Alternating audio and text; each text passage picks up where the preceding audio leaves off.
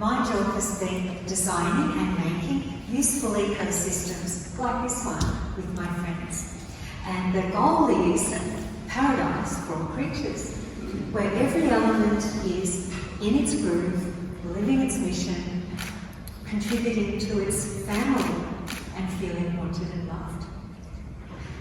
Today I'm going to share with you stories of how I use that ecosystem thinking in people's homes and hearts. When I walk into a declutter job, home harmonising, I don't see the clutter the client sees. I see all these beliefs they have that are probably about to disappear. What are the beliefs you see in this little art space? I'm not allowed to throw that out, that's not eco. Life's about compromise. I can't get what I want. I'll tidy it later.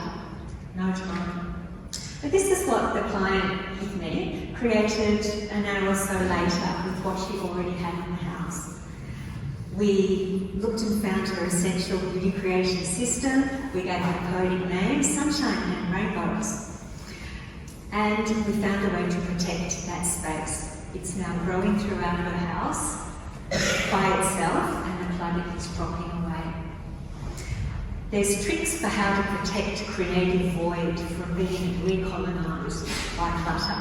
And I learned these tricks through my 2 of 3 favourite design methods, Japanese culture and permaculture.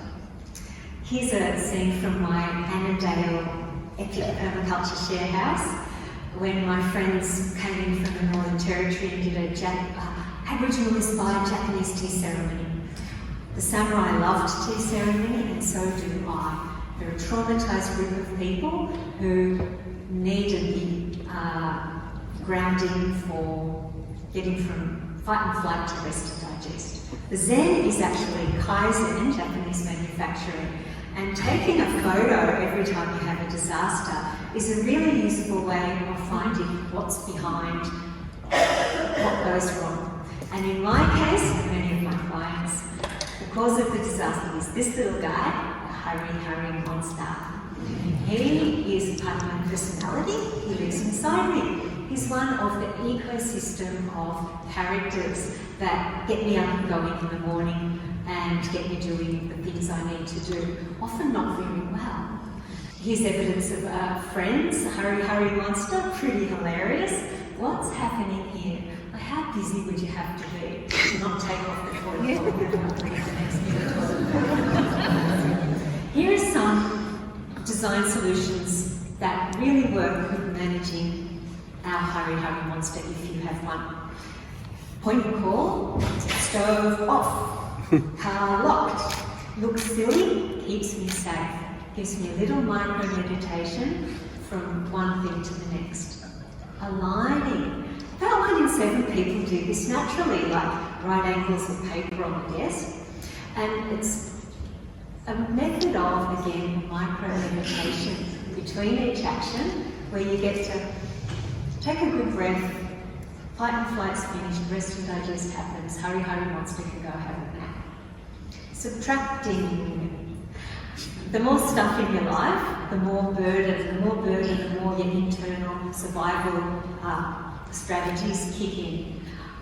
This is my pantry, and I cook from scratch from there, and it's more than enough. I can see everything, it calms me down.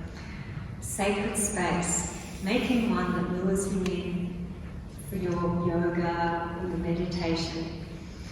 For me and my sister Katie, who's here, it's so important, we're making a handbook on how to create a sacred space anywhere in your home. And I would love you to be a beta reader and help make it really good. You can see me afterwards, and Katie. And what you can do in your sacred space is compassionate inquiry. And this is what I do to chat with my hurry monster. Learn from Gabor Mate and Richard Schwartz. Where'd you come from? What are you doing? What can I do to help you?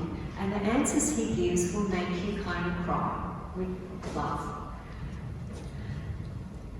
Here is a before and after story of my friend who went from cluttered and can't have anyone over to a life of possibility. So now that she's let go of her seeds, which she's got to plant to be eco, someone else can plant them, and mending, that she realised she doesn't really want to wear these clothes, she just wants to fix them. She's now living her choice of having other cool ladies in to teach what they love. She's made a kind of permaculture culture school in her kitchen, where we gather, we eat vegan rainbow food, and learn things from each other, get to flourish. Less stuff, more love. Here's a really joyful moment from, again, my shared house, where all of us quirky people, we were just like connecting and feeling the love for each other. And my dream for my next 10 years is I want to create a living lab like universities have, where researchers come and collect data and we change the world. We change our worlds and we research how the external environment impacts our internal environment and leads to healing.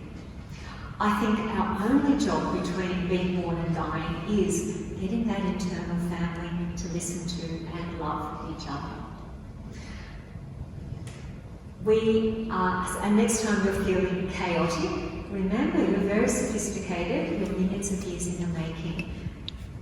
Your family knows a lot more than you think, the family that live inside. We're miraculous.